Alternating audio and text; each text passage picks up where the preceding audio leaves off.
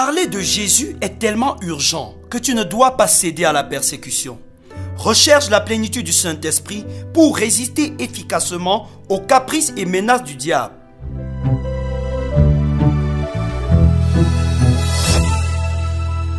Le pain du boulanger nourrit notre corps physique, tandis que la parole de Dieu vient rassasier notre corps, notre âme et notre esprit. Ainsi donc, mes frères et mes sœurs qui êtes en train d'écouter le breakfast d'aujourd'hui, le Seigneur voudrait particulièrement vous donner toutes les ressources dont vous avez besoin. Et le breakfast d'aujourd'hui s'intitule « Rempli du Saint-Esprit pour faire face à la persécution » et est inspiré de Actes 4, versets 29 à 31, qui dit ceci. « Et maintenant, Seigneur, vois leurs menaces et donne à tes serviteurs d'annoncer ta parole avec une pleine assurance en étendant ta main pour qu'ils se fassent des guérisons, des miracles et des prodiges par le nom de ton saint serviteur Jésus. » Quand ils eurent prié, le lieu où ils étaient assemblés trembla. Ils furent tous remplis du Saint-Esprit et ils annonçaient la parole de Dieu avec assurance. Amen. Le Saint-Esprit n'est ni un touriste ni un spectateur. Plusieurs personnes vivent dans l'oisiveté dans les assemblées, concentrées sur leurs besoins et sur leurs plaisirs. Quand ils entendent parler de plénitude du Saint-Esprit, ils ne pensent qu'à quelques sensations. Or, Dieu, en envoyant son esprit, a un agenda réel et des objectifs clairs. Profitez de cette semaine pour les découvrir et pour vous rendre utile entre les mains de Dieu. Après avoir guéri un boiteux de naissance, Pierre et Jean furent victimes des menaces et des persécutions des chefs du peuple.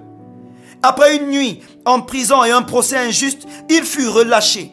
Une fois chez eux, au lieu de pleurnicher, de murmurer ou de se plaindre, ils élevèrent la voix avec les autres disciples et crièrent à Dieu. Acte 4, 29 à 31 est une portion de leur prière et de l'exaucement qu'ils obtinrent. Au verset 29 et 30, les apôtres demandent à Dieu de leur donner plus d'assurance en accompagnant leur ministère de guérison, de miracles et de prodiges. Ils savent que les intimidations des chefs des Juifs ont pour but de détruire leurs ailes et de les refroidir. Mais comme la mission de gagner les âmes est une obligation et une urgence, ils recherchent le courage en Dieu pour continuer. Ils ne s'appuient pas sur leurs forces naturelles, mais recherchent les possibilités surnaturelles auprès du Seigneur qui les a envoyés. La persécution est une évidence pour ceux qui veulent servir Jésus. Il a d'ailleurs déclaré que ceux qui veulent vivre pieusement seront persécutés. Au début de ma marche chrétienne, je me demandais comment les contemporains de Jésus pouvaient réagir à ces miracles et guérisons par la haine et le rejet.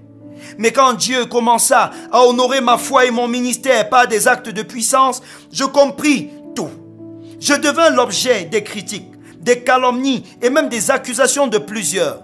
Des gens parmi lesquels des responsables d'église commencèrent à m'épier dans l'espoir de me surprendre dans des fautes.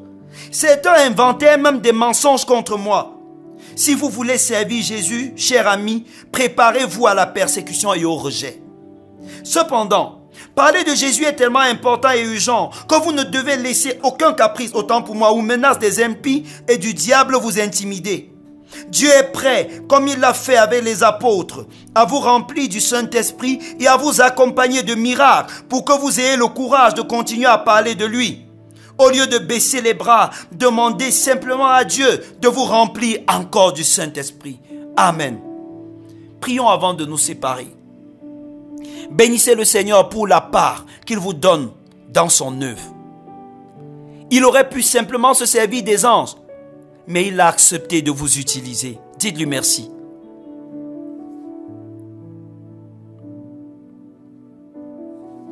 Bénissez le Seigneur parce qu'il n'a pas tenu compte de votre niveau de sainteté ou de consécration, mais il a choisi dans sa grâce de se servir de vous.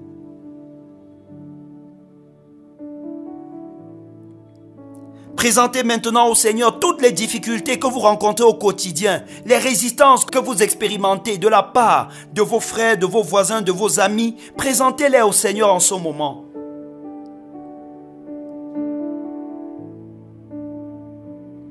Demandez à l'Esprit de l'Éternel qui est venu habiter en vous quand vous êtes devenu chrétien de vous remplir pour que se fassent par vous des miracles, des prodiges. Et que les uns et les autres attestent que votre foi est ancrée sur Jésus.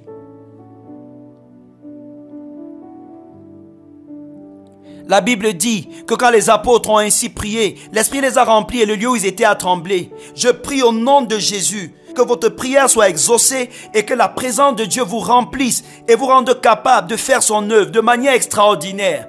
Que tout ce qui venait défier votre courage soit renversé par la puissance de Dieu et que le Seigneur multiplie ses exploits et ses actes et prodiges dans votre vie au nom de Jésus. Amen.